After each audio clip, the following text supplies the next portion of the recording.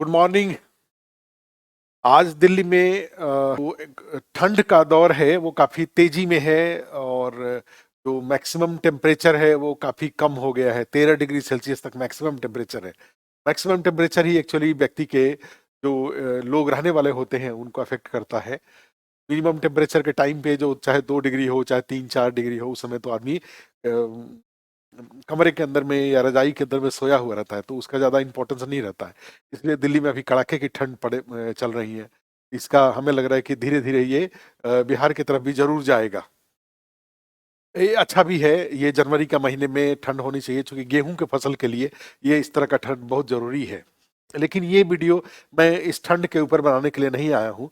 ये वीडियो का मुख्य उद्देश्य है बीपीएससी 70th के लिए क्या हमारी स्ट्रेटजी होनी चाहिए, कैसे हम उसको पढ़ाई करें, कैसे हम उसको अप्रोच करें। क्योंकि अभी के टाइम पे बीपीएससी ने बड़े ही अच्छे तरीके से अपना 68th का इंटरव्यू उसका चल रहा है अभी। करीब 5 या 6 दिन में वो कंप्लीट हो जाएगा। उसके बाद बीपीएससी 69 का मेंस भी कंप्लीट हो चुका है। अब बीपीएससी के पास कोई रिटेन एग्जाम नहीं है। बीपीएससी का जो रिटन एग्जाम जो पॉसिबल है, जो प्रोबेबल है, वो बीपीएससी 70th का है। जो आप जानते हैं कि पहले से ही उसका डेट डिक्लेयर किया हुआ है, 30 सितंबर का डेट है।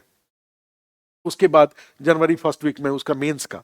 तो ऐसी स्थिति में ये बीपीएससी जो 70th है उसके लिए हमारी जो स्ट्रेटजी है, इस स्ट्रेटजी के पार्ट के रूप में एक जो फर्स्ट इशू मैं डिस्कस करना चाहूंगा वो ये है कि कैंडिडेट को लेकर के मेरा एडवाइस एक स्पेशल ग्रुप के लिए है। जो कि बिहार में भारी संख्या में बिहार सरकार ने टीचर्स की भर्तियां की है, और प्राइमरी एजुकेशन या मिडिल स्कूल के लेवल पे या हाई स्कूल के लेवल पे जो टीचर्स जो ऑलरेडी ज्वाइन कर चुके हैं, वे लोग अगर कहा जाए कि उनके पास दो ऑप्शन है। एक है कि एग्जाम के थ्रू प्रमोशन, और एक है कि डिपार्टमेंटल प्रमोशन। मुझे लगता है कि एग्जाम के थ्रू प्रमोशन ज़्यादा आसान है बनिस्बत की डिपार्टमेंटल प्रमोशन के। डिपार्टमेंटल प्रमोशन से प्रिंसिपल बनने या ऊपर की तरफ जाने में और ऊपर प्रमोट होने में काफ़ी टाइम लगेगा।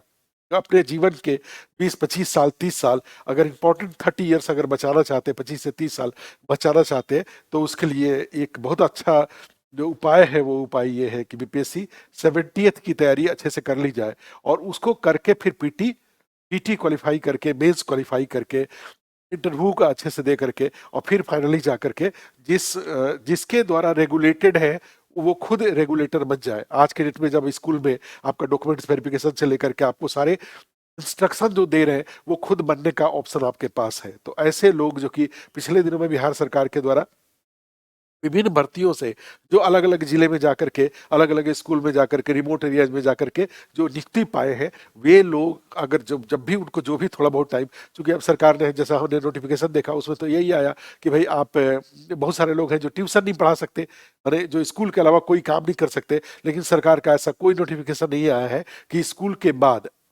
मैं बीपीएससी 70th की तैयारी नहीं कर सकूं। बीपीएससी 70th की तैयारी आपके पास जो भी स्पेयर टाइम है, उस स्पेयर टाइम में आप जरूर करिए, जिससे कि आपका प्रमोशन हो जाए। तो एक इसके अलावा जो टीचर्स और जो पुलिस में है, उनके अलावा जो अन्य लोग हैं जो कभी भी किसी भी सेवा में नहीं है, अभी वो अदरवाइज सेंट्रल गवर्नमेंट में है या बिहार सरकार के अन्य सेवाओं में है या प्राइवेट जॉब में है या कहीं जॉब में नहीं है, वो तो निश्चित रूप से बीपीएससी की तैयारी करके अपने जो इस सेंट्रल गवर्नमेंट वाले लोग हैं, वो अपनी मिट्टी की सेवा करने के लिए बिहार में आने का उनको एक मौका मिलता है इस बीपीएससी 70th की तैयारी से। जो सेंट्रल गवर्नमेंट वाले हैं वो बिहार अपनी मिट्टी की सेवा करने के लिए उनके पास बीपीएससी 70th के माध्यम से उनके पास गोल्डन अवसर है। तो ये उसके वो लोग तैयारी तो करेंगे ही करेंगे। अदरवाइज तो जो जिनका कहीं भी नहीं है, कहीं भी अभी जॉब में नहीं है, वो बीपीएससी 70th पे, तो उनके पास ये एक सबसे अच्छा सबसे इम्पोर्टेंट जो ये फोकस है उसके ऊपर रहे, वो तैयारी करें अपनी। तो अब है कि ये जो जो तैयारी करने वाला जो ग्रुप है, उस ग्रुप के बाद जो नेक्स्ट स्टेप में जाए, तो निश्चित रूप से एक उत्सुकता इस बात की है कि भाई नोटिफिकेशन कितना आएगा, नोटिफिकेशन कब आएगा, वैकेंसी कब आएंगी। एग्जाम का डेट क्लियर है, नोटिफिकेशन और वैकेंसी का अभी तक क्लियर नहीं है। लेकिन 30 सितंबर के पहले, कम से कम मुझे लग रहा है कि 4 महीना 5 महीना पहले जरूर नोटिफिकेशन आ जाएगा बीपीएससी की तरफ से। और इस बार के बारे में कहा जा रहा है कि इसके पहले 66 67 68 का जो में एक 67 अच्छा एग्जाम था। ये जो 68 और 69 70 है वो बहुत अच्छा एग्जाम नहीं रहा है, तो 70 में निश्चित रूप से अच्छे जो एसडीएम के पोस्ट या अदरवाइज जो भी काफ़ी अच्छे से पोस्ट इसमें एक्सपेक्टेड हैं। और सीट की संख्या के बारे में भी ऐसा जैसा कि बताया जा रहा है कि वो सीट की संख्या भी 500-600 के आसपास रहेगा, और 500-600 के आसपास, 500, 600, 700 के आसपास अगर सीट रहता है तो उस एग्जाम को अच्छा माना जाएगा। तो आप नोटिफिकेशन की चिंता और सीट की चिंता ना करके, हमें लग रहा है कि डेट के अकॉर्डिंग अपना टाइम मैनेजमेंट करके जरूर तैयारी को स्टार्ट कर लिया जाना चाहिए। तो अब ये है कि इसके बाद अगला जो इशू आता है कि भाई मेरा टाइम मैनेजमेंट कैसे हो। 30 सितंबर का डेट क्लियर है, जनवरी फर्स्ट वीक मेंस का डेट क्लियर है। तो ऐसी स्थिति में ये जो हमारे पास आज 10 जनवरी है, तो 10 जनवरी से 30 सितंबर और 30 सितंबर से लेकर के 1 जनवरी, जो जनवरी फर्स्ट वीक है 2025 का, तो इसके बीच में मैं तैयारी जो बीपीएससी जो 69th है उसकी तैयारी का, जो 70th की तैयारी का मेरा स्ट्रेटजी क्या होना चाहिए। तो स्ट्रेटजी में जाएंगे तो निश्चित रूप से एक हमने कई बार टाइम मैनेजमेंट को लेकर के वीडियो यूट्यूब पे डाल रखा है आस्था इस पे, आप उसको जरूर देखिएगा। मैं बिल्कुल इस अप्रोच को लेकर के क्लियर हूँ कि अभी से लेकर के जनवरी, फरवरी, मार्च और अप्रैल, ये जो 4 महीना है वो एक्सक्लूसिव मेंस पर दिया जाए। एक आध 2 घंटे टाइम खाना वाना खाने के बाद रात में, जैसे 10 बजे से लेकर के 12 बजे तक या 10 से 11:30, जो भी आपका सोने का टाइम है उसके अकॉर्डिंग 1-1.5 घंटा टाइम आप पीटी पर दे सकते हैं। या सुबह में सो के 7 बजे उठते हैं तो 8, 8:30 बजे तक का टाइम, जो 1-1.5 घंटा 2 घंटे का टाइम है वो पीटी पे दे लीजिए। अदरवाइज आपका मेन फोकस होना चाहिए मेंस के ऊपर। उसके बाद वाले टाइम में मई, जून, जुलाई का जो 3 महीना है, ये टाइम आप पीटी के साथ मेंस पर दीजिए, और अगस्त और सितंबर का टाइम केवल पीटी पर दीजिए। और उसके बाद सितंबर, 30 सितंबर के बाद अक्टूबर, नवंबर, दिसंबर मेंस का जो क्लास नोट्स आपका तैयार है, जो कंसेप्ट आपका क्लियर है, जो आपकी काफ़ी सारी बातें आपको याद है, उसका रिवीजन करके आप क्वेश्चन आंसर प्रैक्टिस के ऊपर लग जाइए। और उसके बाद 30 सितंबर को के बाद जो 3 महीना टाइम है उसका अधिकतम उपयोग करिए, और फिर जनवरी में मेंस का एग्जाम अच्छे से दीजिए। इस बार का जो एसए का पेपर आया है, उस एसए के पेपर से भी एक बहुत बड़ा हेडक दूर हो गया है। क्योंकि जो 68th का एसए का पेपर था वो थोड़े से बिल्कुल ही एक तरह से कहा जाए कि बड़ा ही उसको अच्छा नहीं माना जाएगा। जो आपकी जो तैयारी होती थी, तैयारी के लिए एक बहुत बड़ा एक नया ही डायरेक्शन था वो। लेकिन अभी के टाइम पे जो 69th का जो एसए का पेपर आया है वो अच्छा पेपर आया है। और इस अच्छे पेपर से आप जो जीएस की तैयारी करते हैं, उस जीएस की तैयारी के साथ आप कम थोड़े बहुत और 10-20% टाइम ऐड करके आप चाहेंगे तो एसए का अच्छे से कर सकते हैं। क्योंकि जीएस की तैयारी से के ही बहुत सारे टॉपिक हैं जो कि एसए में पूछे गए हैं। तो इसलिए आपके पास टाइम मैनेजमेंट को लेकर के बिल्कुल क्लियर होना चाहिए। और ये जो पहले मेंस, फिर पीटी, और फिर उसके बाद फिर मेंस का रिवीजन और टेस्ट सीरीज क्वेश्चन आंसर लिखना, और फिर मेंस जाके दे लेना, ये आपका टाइम मैनेजमेंट होना चाहिए। उसके बाद जाते हैं तो ये आता है कि भाई कैसे पढूं, कहाँ से पढूं इसको। तो उसके लिए जो तरीका है उसमें ये होता है कि सबसे आसान तरीका होता है सेल्फ स्टडी। दूसरा तरीका होता है सेल्फ स्टडी के साथ साथ जो सोशल मीडिया पे, यूट्यूब पे या अदरवाइज जो बहुत सारे जो कोर्सेज अवेलेबल हैं, जो वीडियो अवेलेबल है बीपीएससी के क्लास से रिलेटेड, उसको उसके साथ। और तीसरा तरीका होता है कि भाई अपना जो किसी कोचिंग के साथ जुड़ करके आप अपनी तैयारी करिए। आपके पास जो आपको उचित लगता है वो तरीका आप अपनाइए। अगर आपको लगता है कि सेल्फ स्टडी से मेरा मेंस और पीटी की तैयारी मैं कर सकता हूँ तो वो कर लीजिए। अगर आपको लगता है कि सेल्फ स्टडी के करने के दौरान यूट्यूब पे जो वीडियो वगैरह है, टेलीग्राम चैनल पे, आज था इसके टेलीग्राम चैनल पे जो पुराना जो क्लास नोट्स पढ़ा हुआ है, उस क्लास नोट्स को, टेस्ट पेपर पढ़ा हुआ उस टेस्ट पेपर के थ्रू आप तैयारी कर सकते हैं तो वो करिए। या पर अगर आपको लगता है कि कोचिंग का हेल्प जरूरी है, क्योंकि कोचिंग का एक बात हमेशा ध्यान रखिए, कोचिंग की भूमिका केवल कंटेंट प्रोवाइड करने तक नहीं होती है। कोचिंग की भूमिका एक पढ़ाई में कंटिन्यूटी लाने में भी सहायक होता है। खुद से कई बार बैठते हैं, पढ़ने में मन नहीं लगता है, तो कम से कम कोचिंग के प्रेशर में offline, online, live classes, recording classes, इस तरह के क्लासेस के या इसके प्रेशर में कम से कम पढ़ाई हो जाती है। ये सबसे अच्छी बात है। दूसरी जो बात इसमें से आती है कोचिंग के पॉइंट ऑफ व्यू से कहा जाए कि एक आपको रेगुलरिटी बन जाता है, डेली आपके लाइफ में एक रूटीन बन जाता है कि मुझे आस्था इसमें ऑफलाइन में 4 घंटे का जो 2 घंटा पीटी, 2 घंटे मेंस का क्लास करना है, वो क्लास के लिए मुझे जाना है, या वो क्लास अब लाइव आने वाला है, या वो 2 क्लास डेली रिकॉर्डिंग में आपके पास 2-2 क्लास अवेलेबल हो रहा है तो आपको उसको कंप्लीट करना है। तो आपके पास एक एक रूटीन आपका बन जाता है।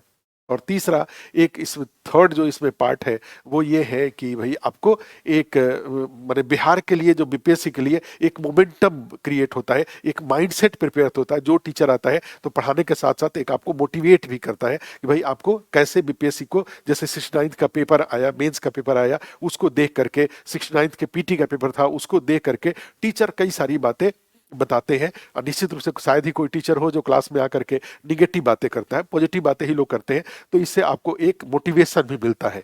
प्लस जो उसके बाद जो कंटेंट है, आपको क्या पढ़ना है और क्या नहीं पढ़ना है, इस पर भी टीचर, और उसके अकॉर्डिंग आपको एक वीडियो के कहा जाता है पढ़ने का 3 जो तरीका होता है, 3 तरीके में पढ़ना, सुनकर पढ़ना और देखकर सुनकर पढ़ना। ये जो कोचिंग का सिस्टम है वो देखकर सुनकर पढ़ना है। तो निश्चित रूप से इस देखकर सुनकर पढ़ने से आपको लाभ होगा, आपको ज्यादा ज्यादा जल्दी आप कमांड कर सकते हैं।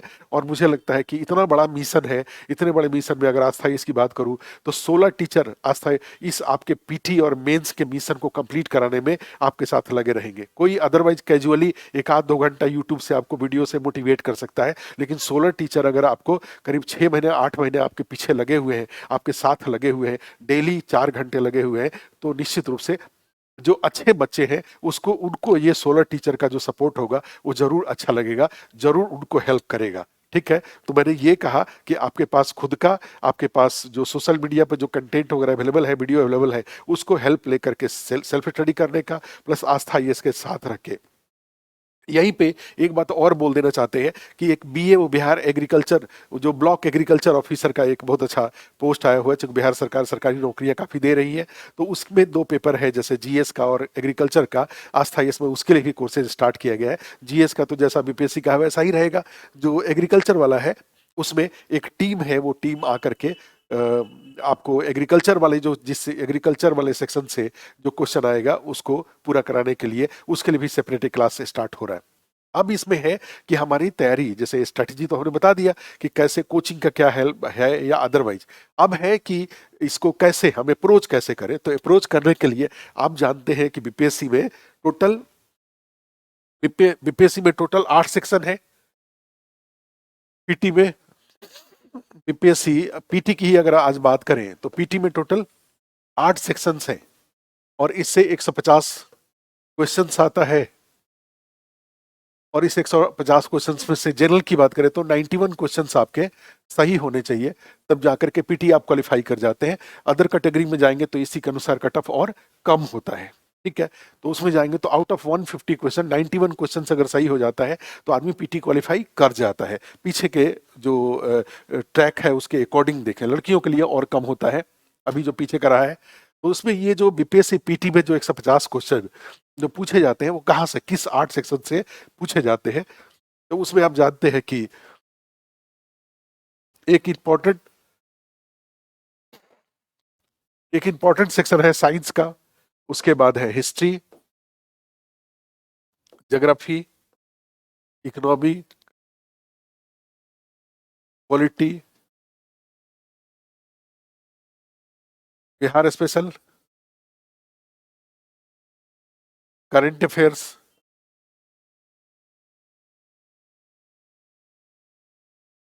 और मैथ एंड रीजनिंग। एक्चुअली यहाँ इतनी ज्यादा ठंड है कि बोलने में कठिनाई हो रही है। मैथ रीजनिंग तो देखो इस तरीके से कितना हुआ, 1 2 3 4 5 6 7 8, ये टोटल 8 सेक्शन है जहां से आपके 150 क्वेश्चन आने हैं।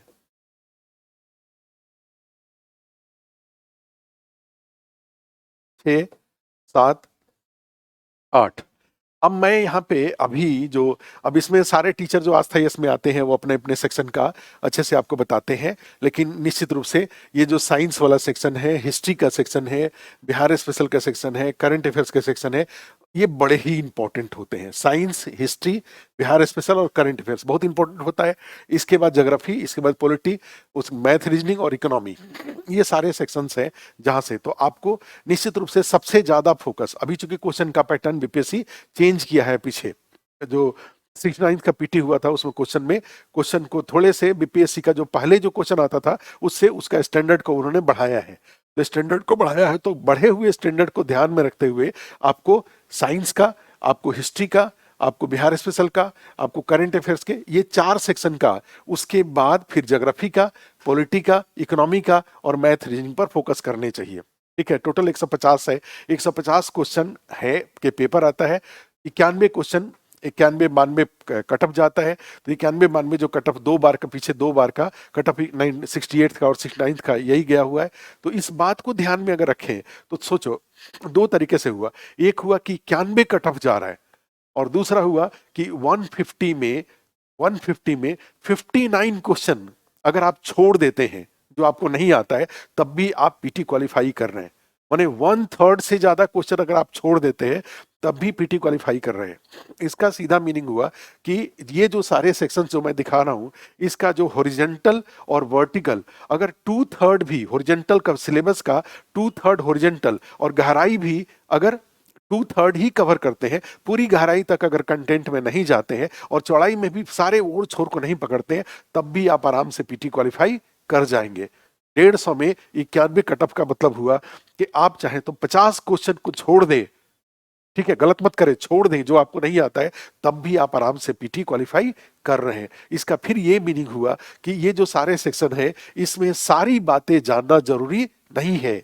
1/3 बातें नहीं भी, 150 क्वेश्चन में से 1/3 बातें अगर आप नहीं जानते हैं, ठीक है, तब भी आप पीटी क्वालिफाई कर रहे हैं। और जब आदमी ये सारे सेक्शन की तैयारी करता है, जिसका जो भी बीपीएससी का जो लेवल रहता है, तो हमें लग रहा है कि जो तैयारी करने वाला अपना बेस्ट एफर्ट करता है, तो जब बेस्ट एफर्ट करता है तो ऐसी स्थिति में सारे और छोर तक उसके द्वारा पहुंचने की कोशिश की जाती है। तो ऐसी स्थिति में निश्चित रूप से 50 क्वेश्चन छोड़ने की स्थिति नहीं आती है। ठीक है, लेकिन फिर भी अगर समय कम है और 50 क्वेश्चन छोड़ने की स्थिति है, तब भी 100 क्वेश्चन को जो 100 कंफर्म सही है, ठीक है, अगर उतना सही करते हैं तब भी आप आराम से पीटी क्वालिफाई कर जाते हैं। जो कंफर्म सही, तो कंफर्म सही का मतलब क्या हुआ कि 10 चीज को एक एक बार पढ़ने के बदले एक चीज को 10 बार पढ़ेंगे, तो उससे ये 100 कंफर्म सही होने के चांसेस बढ़ जाएंगे।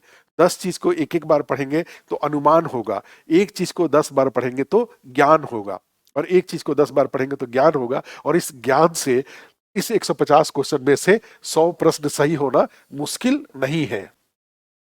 निगेटिव मार्किंग होता है, निगेटिव मार्किंग कि हम क्वेश्चन को, जो जिस क्वेश्चन पे हम कंफर्म नहीं है, उस क्वेश्चन को हम अटेम्प्ट ही नहीं करेंगे, तो निगेटिव मार्किंग होने के चांसेस अपने आप ही कम हो जाता है। यूपीएससी का पीटी इससे पहले की तुलना में अब थोड़े आसान हो गया। क्वेश्चन डिफिकल्ट, क्वेश्चन का स्टैंडर्ड बढ़ गया, लेकिन जो पहले ई ऑप्शन होता था वो बहुत परेशान करता था। अब ई ऑप्शन नहीं आता है। आप जानते हैं कि ABCD 4 ही ऑप्शन का एग्जाम हो रहा है, तो इस 4 ऑप्शन के एग्जाम से यूपीएससी का पीटी क्वेश्चन स्टैंडर्ड बढ़ गया है, लेकिन एग्जाम आसान हो गया है। ABCD में से क्वेश्चन को ऑप्ट करना बहुत मुश्किल नहीं होगा अगर एक चीज को 10 बार आपने पढ़ा है। अब समस्या ये है कि वो एक कहां से ले आऊं, ठीक है, तो वो एक लाने का 2 तरीका हुआ। आप इसमें क्या करिए, खुद से सारे जो स्टडी मटेरियल हैं, जो टेक्स्ट बुक है, ठीक है, टेक्स्ट बुक को पढ़ करके वो एक ही स्टडी मटेरियल बनाइए, या किसी कोचिंग का हेल्प लेकर के, किसी कोचिंग का, सो जैसे आस्था यस के टेलीग्राम चैनल पे, आस्था यस के टेलीग्राम चैनल पे जाएंगे तो वहां पे आपको बहुत सारे इस तरह के नोट्स पड़े हुए हैं, उस नोट्स को देख करके। या तीसरा तरीका ये हुआ, किसी कोचिंग, जिस कोचिंग में आप जुड़ते हैं वहां के नोट्स को लेकर के आप उसको बेस बना सकते हैं। बेस बना करके उसमें नहीं आस्था इसका भी जो भी टीचर यहाँ पढ़ाते हैं, पीटी में पढ़ाते हैं, हिंदी मीडियम इंग्लिश मीडियम पढ़ाते हैं, वो क्लास नोट्स तैयार कराते हैं। तो उस क्लास नोट्स को 10 बार, और उस क्लास नोट्स को 10 बार पढ़ने के साथ साथ उसमें एनसीईआरटी और उसमें जो आस्था इसका प्रिंटेड नोट्स है और करंट अफेयर्स के मैगजीन न्यूज़पेपर से चीजों को लेकर के अगर अपडेट करते जाते हैं और इस चीज को 10 टाइम्स अगर पढ़ते हैं, तो आपके क्वेश्चन सही होने के चांसेस बढ़ जाते हैं। ठीक है, तो एक पार्ट ये है। उसके बाद अब लास्ट पार्ट है कि भाई सोर्सेज, तो वही सोर्सेज की ही बात कर रहा था कि भाई एक को 10 बार पढ़ने के लिए ये जो क्लास नोट्स है वो बहुत इंपॉर्टेंट है। इस क्लास नोट्स के अलावा एनसीईआरटी किताब, प्रिंटेड नोट्स, कुछ और अगर पढ़ना चाहते हैं तो ठीक है, न्यूज़पेपर, मैगजीन, ठीक है, ये हो जाते हैं। तो कितने हुए, 5 स्रोत अभी तक हमने बताया। क्लास नोट्स सबसे इंपॉर्टेंट, उसके बाद प्रिंटेड नोट्स दूसरा, उसे एनसीईआरटी तीसरा, न्यूज़पेपर चौथा, करंट अफेयर्स का मैगजीन पांचवा, ये सबसे भी क्लास नोट्स अपडेट होता है। उसके बाद जाते हैं टेक्स्ट बुक, टेक्स्ट बुक में जाते हैं तो सेक्शन वाइज, जैसे पॉलिटी लक्ष्मीकांत, फिर उस तरह से इकोनॉमी रमेश सिंह का या मिश्रा एंड पुरी का, उस तरह से साइंस का, उसी तरह से जाते हैं तो ज्योग्राफी का महेश वर्णवाल की किताब। तो इस तरह से कई सारे टेक्स्ट बुक हैं आप चाहें तो, लेकिन अदरवाइज बीपीएससी का जिस लेवल का क्वेश्चन आता है उसमें हमें लग रहा है कि ये 5 जो इनिशियल सोर्सेज हमने बताया, क्लास नोट्स, प्रिंटेड नोट्स, उसके बाद एनसीईआरटी, उसके बाद मैगजीन, उसके बाद न्यूज़पेपर, इन चीज़ों से अगर उसको अपडेट करके रखते हैं और क्वेश्चन प्रैक्टिस करते हैं तो आपके ये 100 क्वेश्चन सही होने की समस्या आपके साथ नहीं आएंगी। अदरवाइज आप टेक्स्ट बुक पढ़ना चाहते हैं तो आप पढ़ सकते हैं। ठीक है, लास्ट में करंट अफेयर्स के लिए आपका स्रोत क्या होना चाहिए? बीपीएससी 70th के लिए करंट अफेयर्स आप कहाँ से कवर करेंगे, कि किस महीने से करंट अफेयर्स? तो मेरा एडवाइस यही रहेगा कि जो करंट अफेयर्स आपका होना चाहिए वो जनवरी महीने से लेकर के और अगस्त तक का, जनवरी फरवरी मार्च अप्रैल मई जून और जुलाई, ठीक है, जुलाई तक का, ये जो 7 महीने का करंट अफेयर्स अगर आप कवर करते हैं तो आपके करंट अफेयर्स के क्वेश्चन हो जाएंगे। 7 महीने का करंट अफेयर्स कवर करिए, और 7 महीने के करंट अफेयर्स को कवर करने के लिए आपके सोर्सेज क्या होंगे? तो एक बात, 2 तरीके का करंट अफेयर्स के लिए सोर्सेज होता है। एक होता है सेल्फ स्टडी अगर करते हैं तो, जैसे एक होता है मैगजीन, मंथली जो मैगजीन होता है, और आप जानते हैं कि सबसे स्टैंडर्ड मैंने जो आज तक मैगजीन पाया है वो प्रतियोगिता दर्पण है। प्रतियोगिता दर्पण में शुरू में national issues, international issues, economic issues, science technology, sports, miscellaneous ये रहता है। उसको आप शुरू के पेज को जब मैगजीन खरीदिए तो शुरू के पेज को फाड़ लीजिए, फाड़ करके स्टेपल कर लीजिए, एकदम से इतना मोटा सा मैगजीन कुछ पेज का हो जाएगा, पढ़ना आपके लिए आसान रहेगा। फिर दूसरे महीने का, तीसरे महीने का, हर को पढ़ते जाइए, साथ साथ उसको रखते भी जाइए, जिससे रिवीजन करने में आपको आसानी रहेगा। लास्ट में कई सारे अदरवाइज भी मैगजीन आते रहते हैं जो पीछे पीछे 7-8 महीने का समरी वो छापते हैं, उस समरी को भी बाद में कोचिंग में आते हैं तो कोचिंग वगैरह के साथ होता है। जैसे आस्था इसकी बात करें तो यहाँ पे करंट अफेयर्स के क्लास होते हैं, क्लासेज है, क्लास से रिलेटेड जो क्लास नोट्स बनता है, उसके अलावा आस्था से करंट अफेयर्स का मैगजीन भी मिलता है। साथ में जो करंट अफेयर्स से रिलेटेड टेस्ट भी होते रहते हैं, 150 क्वेश्चन के कई सारे टेस्ट होते हैं, तो वहां से भी, ठीक है। तो ये भी तरीका हुआ, प्लस ये जो आस्था इसमें जो चीज कराया जाता है इसके साथ साथ जो प्रतियोगिता दर्पण को और प्लस न्यूज़पेपर को थोड़ा बहुत जरूर पढ़ते रहना चाहिए। तो ये न्यूज़पेपर से रिलेटेड मैगजीन, मैगजीन में प्रतियोगिता दर्पण, न्यूज़पेपर आप जो चाहें। हिंदी मीडियम में है तो राष्ट्रीय दैनिक जागरण का राष्ट्रीय संस्करण, इंग्लिश मीडियम में है तो इंडियन एक्सप्रेस या द हिंदू है, वो अच्छा है, ठीक है। तो इनको पढ़ते रहिए। पीटी के लिए न्यूज़पेपर, प्रतियोगिता दर्पण मैगजीन हुआ, और प्लस जो भी इस तरह के करंट अफेयर्स के कोई क्लास वीडियो अगर आपके पास है तो वो इसको फोकस करते रहेंगे तो आपकी जरूरतें पूरी हो जाएंगी। मुझे लगता है कि आज के वीडियो के लिए हमने सफिशिएंट टॉपिक्स को कवर कर दिया है, आपके डाउट्स क्लियर हो गए होंगे। अदरवाइज आप इस वीडियो के कमेंट में कोई लिखिएगा ऑफिस से, मैं कमेंट तो नहीं देखता हूँ। ये वीडियो कई लोग ये सोचते हैं कि वीडियो ऑफिस की तरफ से ये वीडियो सब अपलोड होता है, वो लोग देखते रहते हैं, आपका कमेंट भी वो लोग देखते हैं। ऑफिस में मिथिलेश जी हैं, रवि है, ये लोग देखते रहते हैं। देख करके अगर कुछ रिलेवेंट मेरे लायक बातें होंगी तो जो बताएंगे अगले वीडियो में मैं उसको क्लियर कर दूंगा, ठीक है। नेक्स्ट वीडियो जो पीटी का होगा उसमें निश्चित रूप से मेरा फोकस होगा कि ये जो सेक्शंस दिखाई दे रहे हैं, जैसे साइंस है, हिस्ट्री है, ज्योग्राफी है, इकोनॉमी, पॉलिटी, इसमें जो मेरा इकोनॉमी वाला सेक्शन है उसको कैसे पढ़ा जाना चाहिए, कौन कौन सा टॉपिक होना चाहिए, उस पर हम डिस्कस करेंगे। अदरवाइज बाकी जो अस्थायी इसमें टीचर है वो सारे अपने अपने सेक्शन का जो इंट्रोडक्टरी जो टॉपिक्स है, जो कैसे उसको टॉपिक को अप्रोच करें, उसका एक 10-10 मिनट का वीडियो जरूर एडवाइस करेंगे कि आप बना करके दीजिए, जिससे कि बीपीएससी 70th के लिए सारे सेक्शन का जो ऐसे बच्चे जो कि किसी कोचिंग में नहीं जुड़ते हैं वो अपनी सेल्फ स्टडी के लिए स्ट्रेटजी और प्लान बना सके। जो कोचिंग से जुड़ते हैं उनके लिए कोई दिक्कत नहीं होती है, वो सारे सेक्शन जब भी स्टार्ट होता है तो टीचर अपनी तरफ से वो सारे डिटेल में सिलेबस भी डिस्कस करते हैं और साथ में एक एक करके उसको डिटेल में लिखवाते भी हैं, समझाते भी हैं, पढ़ाते भी हैं, ठीक है। तो आज के लिए इतना ही। आप ठंड से बचने की कोशिश करिए, ठंड बहुत ज़्यादा है, और ठंड से क्योंकि तबीयत खराब होने पे पढ़ाई की रेगुलरिटी एकदम से ड्रॉप हो जाता है। तो मैं भी अपने से बचाने की कोशिश कर रहा हूँ क्योंकि ठंड दिल्ली में बहुत ज़्यादा है, तो लेकिन फिर भी सो मस्ट गो आउट, जो हमारा काम है वो काम चलते रहना चाहिए, ठीक है। Thank you.